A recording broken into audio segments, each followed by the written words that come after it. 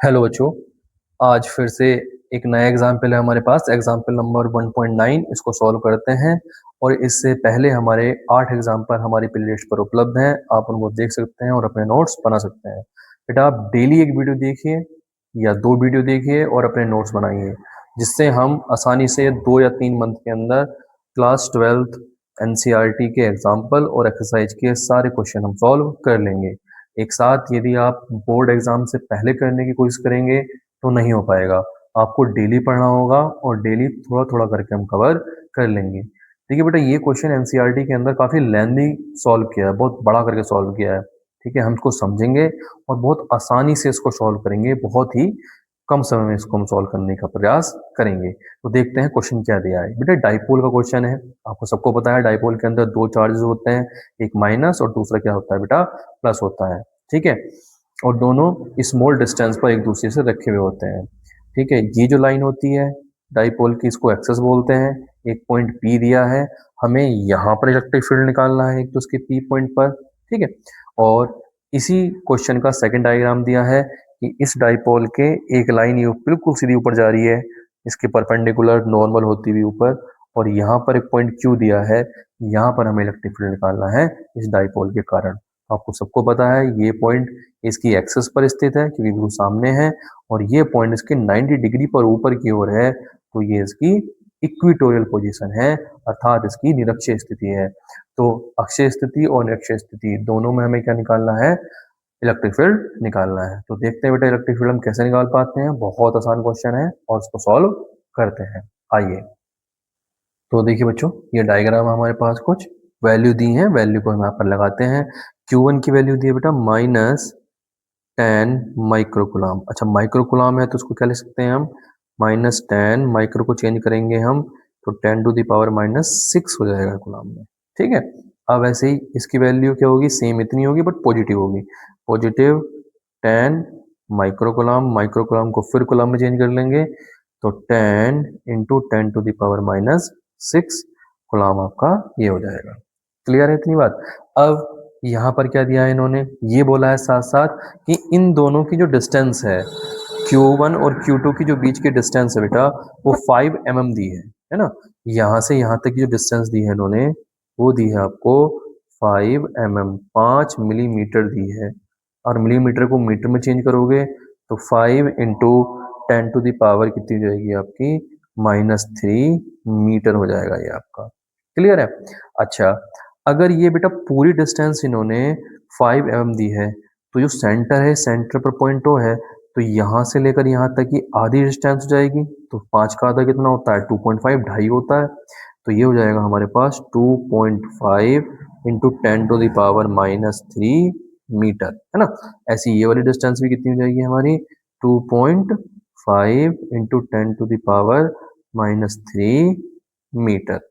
Clear है इतनी बात, ठीक है। अब इसके बाद उन्होंने क्या बोला है, उन्होंने बोला है जो ये पॉइंट P है, इसकी एक्सिस पर जो पॉइंट दिया है हमारे पास P, ये जो P पॉइंट है ये सेंटर से कितना दूर है, जो सेंटर है ना हमारा O, इस सेंटर O से ये पॉइंट हमारा कितनी दूर है, ये दिया है इन्होंने 15 सेंटीमीटर दूर दिया है ये पॉइंट P। अच्छा, 15 सेंटीमीटर को हम क्या लिख सकते हैं, मीटर में चेंज करके, तो इसको लिख सकते हैं 15 × 10⁻⁻² मीटर, है ना। तो इसको हमने मीटर में चेंज कर लिया है।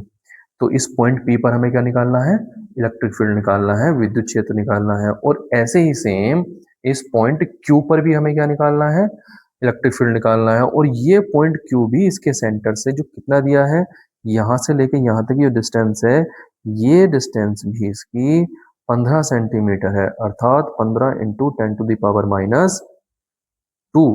मीटर। ये डिस्टेंस भी इसकी सेम दी है। ठीक है, ये दिया है।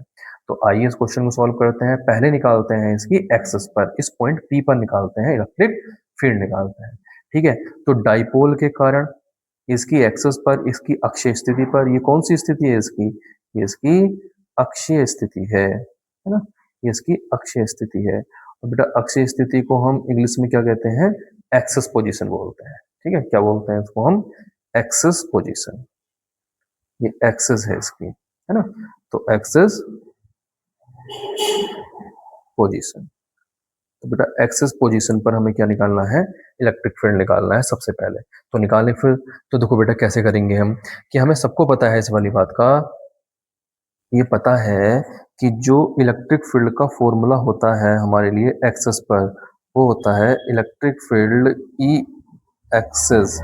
वो कितना होता है, वो होता है बेटा हमारे पास 1/4 pi epsilon not into 2p/r³, ये फॉर्मूला होता है।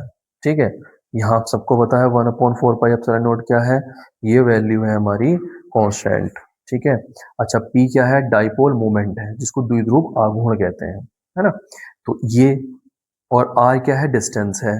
डिस्टेंस कहाँ से है, मिड पॉइंट से। मिड पॉइंट का मतलब यहाँ से, इसके मध्य बिंदु से यहाँ तक इस पॉइंट p की डिस्टेंस, वो जो दी है, चलो ये तो हमें दी है, लेकिन p नहीं दिया है, डाइपोल मोमेंट नहीं दिया है, तो हमें डाइपोल मोमेंट निकालना पड़ेगा। p की वैल्यू सबसे पहले हमें निकालनी पड़ेगी। तो सबसे पहले हम इसको इक्वेशन नंबर फर्स्ट मान लेते हैं, और सबसे पहले हम क्या निकालते हैं, p निकालते हैं। सिंस p का फॉर्मूला क्या होता है, डाइपोल मोमेंट का p इक्वल होता है बेटा q इंटू 12, ये फॉर्मूला होता है। तो q है चार्ज, चार्ज देखो दोनों चार्ज सेम होते हैं, साइन नहीं लेते हैं इनका, बस एक चार्ज ले लो कोई सा भी इसमें से। तो 10 माइक्रोकूलम, तो 10 इंटू 10⁻⁻6 ले लिया हमने यहाँ पर चार्ज की जगह, इंटू 12। 12 क्या होता है, 12 होता है दोनों चार्ज के बीच की डिस्टेंस, और दोनों चार्ज के बीच की डिस्टेंस, टोटल डिस्टेंस इनकी कितनी दी है, 5 mm। 5 mm का मतलब 5 इंटू 10⁻³ मीटर, ये दी है।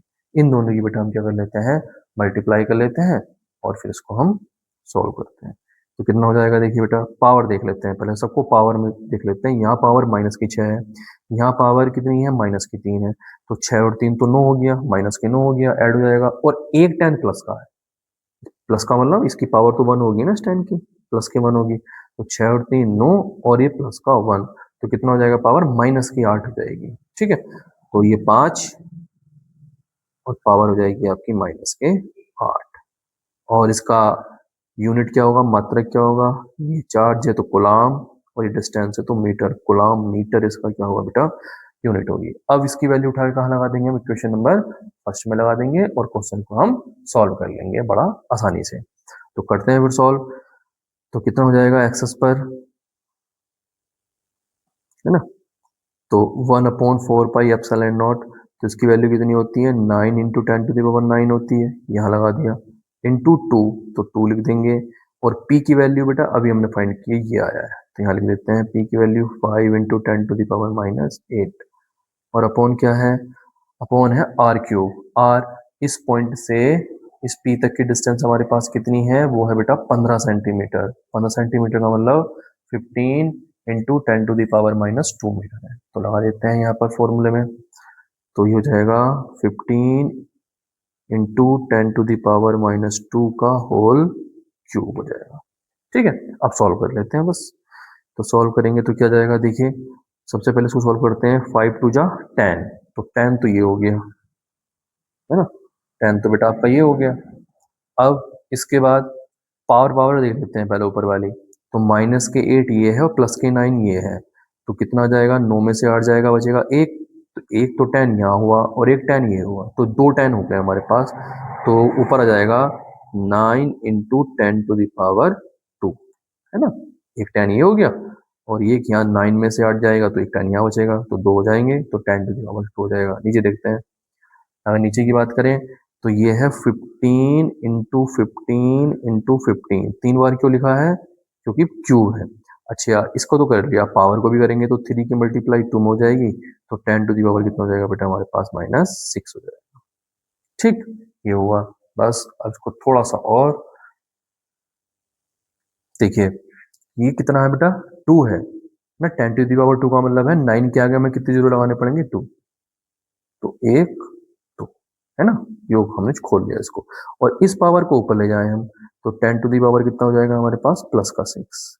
नीचे कितना है, 15 इंटू 15 इंटू 15, ये हो गया हमारा। अब हमें सबको पता है 15 से काट सकते हैं 90 को, तो 15 छिक्का 90, और एक जीरो बचेगा तो 60 हो जाएगा। एक 15 से और कट जाएगा 60, तो 15 चौका 60, 4 आ जाएगा। तो फाइनल हमारे पास कितनी वैल्यू आई है, ये आ गई हमारे पास 4 और 10 टू द पावर 6 और नीचे कितना बच रहा है अभी, एक 15 बच रहा है। बस इसको सॉल्व करना है। तो इसको सॉल्व करने के लिए यहाँ से 0 बाहर निकाल लेंगे क्योंकि डिवाइड नहीं होगा, तो हो जाएगा 40 और 10 की पावर बच जाएगी हमारे पास 5 और अपॉन आ जाएगा बेटा हमारे पास 15। क्लियर है? बस इसको सॉल्व कर लेते हैं। 15 से इसको डिवाइड करते हैं 40 को, तो 15 दूनी 30, 2 बार जाएगा। अब बचेगा 10, तो भाग नहीं होगी तो पॉइंट लगाना पड़ेगा, 0 बढ़ाएंगे हो जाएगा 100 और 15 छिक्का 90। बस यहीं छोड़ देंगे, ठीक है। आगे हो सकता है लेकिन यहाँ छोड़ देंगे। और 10 टू दी पावर कितना हो जाएगा हमारे पास 5, है ना। और इसकी यूनिट कितनी होगी, क्योंकि इलेक्ट्रिक फील्ड निकाला है तो न्यूटन पर कूलम्ब होगी। ये आपका बेटा फाइनल आंसर आ गया है। और हमारा पेन भी खत्म हो गया है रेड वाला, तो ब्लू सी करते हैं फिर, ठीक है। तो ये हमारी वैल्यू आ गई है, ठीक है। इलेक्ट्रिक फील्ड की कहाँ पर आई है, एट पॉइंट पी। तो पी पर हमारी क्या आई है, ये इलेक्ट्रिक फील्ड की वैल्यू आई है। अब इलेक्ट्रिक फील्ड आपको पता है कि इलेक्ट्रिक फील्ड कैसी क्वांटिटी है, वेक्टर क्वांटिटी है, तो डायरेक्शन भी हमें निकालनी पड़ेगी। और डायरेक्शन हमें सबको पता है कि डाईपोल की एक्सिस पर जो डायरेक्शन होती है, डायग्राम में देखते हैं, वही होती है कि जो डायरेक्शन हमारी डाईपोल मोमेंट की होती है। जो पी की डायरेक्शन होती है वही डायरेक्शन हमारी इलेक्ट्रिक फील्ड की होती है। किसके लिए, अक्षीय स्थिति के लिए, है ना। तो देखते हैं इसमें एक्सिस पर, तो आपको सबको पता है कि जो इलेक्ट्रिक फील्ड की डायरेक्शन होती है इस पॉइंट पर, वो कैसी होगी, वो होगी हमारी जो डाइपोल की डायरेक्शन है। डाइपोल की डायरेक्शन कहाँ से होती है, नेगेटिव से पॉजिटिव की तरफ होती है, नेगेटिव से पॉजिटिव की तरफ। तो यहाँ पर अगर मैं बात करूँ तो यहाँ पर जो डाइपोल की डायरेक्शन होगी वो ये होगी, नेगेटिव से पॉजिटिव की तरफ, पी इस तरह से होगा, है ना। तो यही डायरेक्शन सेम इसी डायरेक्शन के अंदर इलेक्ट्रिक फील्ड भी होगा हमारा पॉइंट पी पर। तो पॉइंट पी पर इलेक्ट्रिक फील्ड भी हमारा ऐसे ही होगा, ठीक है। ये इलेक्ट्रिक फील्ड की डायरेक्शन होगी, शो कर देंगे इसमें डायग्राम के अंदर, और बस ये हमारा हो जाएगा। ये एक्सेस पर इसकी इलेक्ट्रिक फील्ड डायरेक्शन है, दोनों की सेम डायरेक्शन होगी। जो पी की है वही किसकी होगी, इसकी होगी, ठीक है। लिख भी सकते हैं हम इसको, इस तरह से लिख सकते हैं कि डायरेक्शन के लिए इसके नीचे इस तरह से लिख सकते हैं हम, direction of electric field on axis is parallel, ये बेटा पैरेलल का साइन है, is parallel to the direction of P, ठीक है। कि एक्सिस पर इलेक्ट्रिक फील्ड की डायरेक्शन पी के डायरेक्शन के पैरेलल है, मतलब इसके साथ है। क्लियर है इतनी बात। अब ये हमने कर लिया। अब हमें कहाँ निकालना है इलेक्ट्रिक फील्ड, अब हमें इलेक्ट्रिक फील्ड निकालना है इसकी इक्वेटोरियल पोजीशन पर, अर्थात इसकी निरक्षीय स्थिति पर। उसको निरक्षीय स्थिति कहते हैं हिंदी में। इस वाले पॉइंट पर निकालना है, बहुत सिंपल है ये वाला, ठीक है। कुछ भी नहीं करना है इसके अंदर। कैसे करेंगे इसको हम, ठीक है, देखिए जरा, आसानी से समझते हैं। सबसे पहली बात हमें ये पता होना चाहिए कि जो इलेक्ट्रिक फील्ड होता है, इलेक्ट्रिक फील्ड जो होता है बेटा इक्वेटोरियल पर है, साइन बना देते हैं इसको क्योंकि परपेंडिकुलर होता है ना 90 डिग्री यहाँ पर, ये तो इस तरह से बना सकते हैं। इलेक्ट्रिक फील्ड जो होता है इक्वेटोरियल पर, वो एक्सिस का आधा होता है। जितना एक्सिस पर इलेक्ट्रिक फील्ड होता है उसका आधा होता है। ये डेरिवेशन में हमने पढ़ा था। कैसे पढ़ा था, देखिए थोड़ा रफ समझिएगा। हमने जब पढ़ा था इसको, क्या, देखिए कि जो इलेक्ट्रिक फील्ड का फॉर्मूला है एक्सिस के लिए, वो कितना है, वो फॉर्मूला है हमारा 1/4 pi epsilon naught 2p upon R cube. ये फॉर्मूला हमारा किसके लिए है, एक्सेस के लिए है। और इक्वेटोरियल के लिए कितना है, इक्वेटोरियल के लिए फॉर्मूला है वो है हमारे पास 1/4 pi epsilon naught p upon R cube, ये है। तो इसको हम देखें अगर हम सिंपल, तो एक्सेस में यहाँ पर 2 आ रहा है लेकिन इक्वेटोरियल में 2 नहीं है। इसका मतलब क्या हुआ, ये डबल होगा और ये इसका हाफ होगा, है ना। ये इसका क्या होगा, हाफ होगा। तो इसलिए मैं यहाँ पर आपसे कह रहा हूँ कि जो इलेक्ट्रिक फील्ड होगा इक्वेटोरियल पर वो एक्सेस का आधा होगा। तो बस इसको सॉल्व कर लेते हैं। एक्सेस की वैल्यू हमने निकाली दी है। एक्सेस की वैल्यू हमारे पास कितनी आई है बेटा, वो आई है हमारे पास 2 × 2.6 × 10 to the power minus, sorry plus के 5 है, प्लस के 5 ये आई है, और अपॉन किसे डिवाइड कर देंगे, इसको हम 2 से डिवाइड कर देंगे, तो आंसर हमारे पास कितना आ जाएगा, 2 1 जा 2, 2 3 जा 6 और 10 टू द पावर 5 ऐसे का ऐसे रहेगा न्यूटन पर कूलम।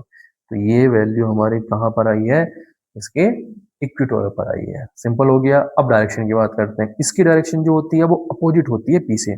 देखिए यहाँ पर पी की डायरेक्शन कहाँ है, नेगेटिव से पॉजिटिव की तरफ, ये है ऐसे करके, ये डायरेक्शन किसकी है, हमारी पी की है। तो इसके अपोजिट डायरेक्शन में यहाँ पर इलेक्ट्रिक फील्ड की डायरेक्शन होगी, तो वो होगी बेटा इस तरह से, यहाँ पर होगी इलेक्ट्रिक फील्ड की डायरेक्शन इक्वेटोरियल में, ये इसके अपोजिट होती है। ठीक है, तो इस वाली बात को हम लिख भी सकते हैं, क्या लिख सकते हैं हम, direction of electric field on equatorial is opposite to the direction of P। P का मतलब डाइपोल, तो डाइपोल की डायरेक्शन से क्या होगी, इसकी डायरेक्शन बेटा अपोजिट होगी।